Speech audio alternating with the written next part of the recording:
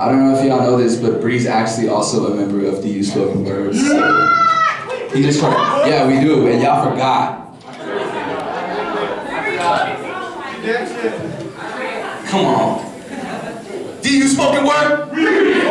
Cool, alright. Y'all getting the hang of it, I guess.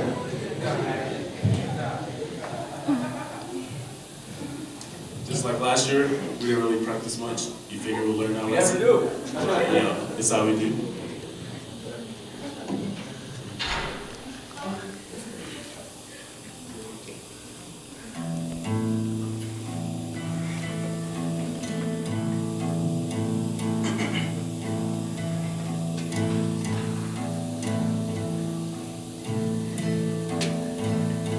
Todos me dicen el negro, llorona el negro, pero cariñoso. Todos me dicen el diablo, llorona el diablo, pero cariñoso.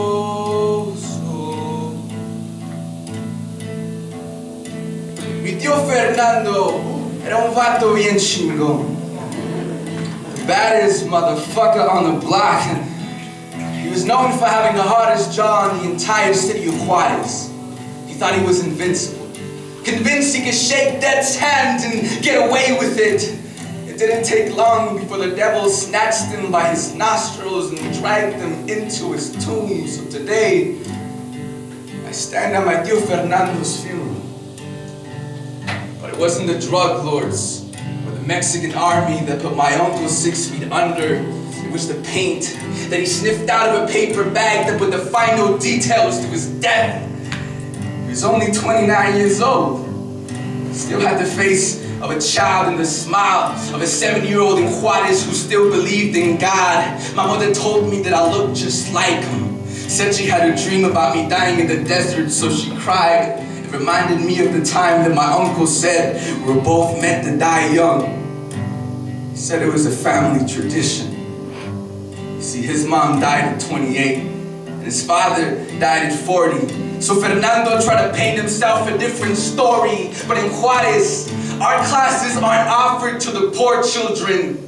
So they climb up through the cerros and graffiti the insides of their nostrils. Instead, he started painting at the age of 12, brushing over his memories and turning them into art pieces. He was trying to sniff himself a new childhood, one where his father wasn't transparent and his mother was colored gold, one where the air was made from aerosols and you can drink toluene from the water fountain. So he climbed up to the hills and huffed like he had just been crying, wishing he could get so high that he'd float to the heavens and crawl into his mother's arms for the night.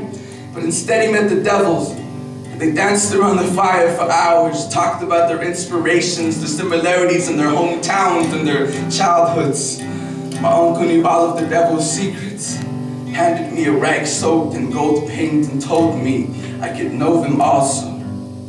I once heard a woman refer to Juárez as the devil's shithole, and the people were stained tissue paper that didn't make it inside the trash can. Now I understand why the devil chose this place. Mi tía Mela said Fernando never really came down from the hills. My father refused to believe her, so he tracked him down by following the gold paint trails on the sidewalk. He finally found him, splattered on the floor like spilled paint, paper bag still in hand, throat full of dry glue, gold stains around his lips like he had just been making out with the devil. He suffocated like La Llorona's cursed children. Another poor soul swallowed by the dangerous lomas. Another brown child giving back to Mother Earth prematurely. There's something wrong about the city of Juárez. Something spooky.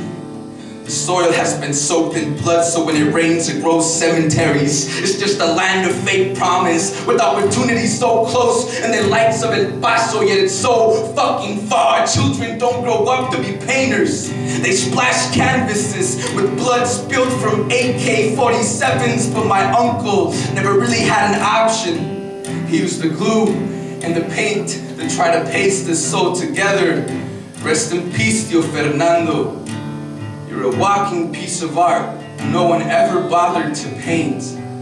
I'm sorry it's in words, but today, I breathe your masterpiece into existence. Come on.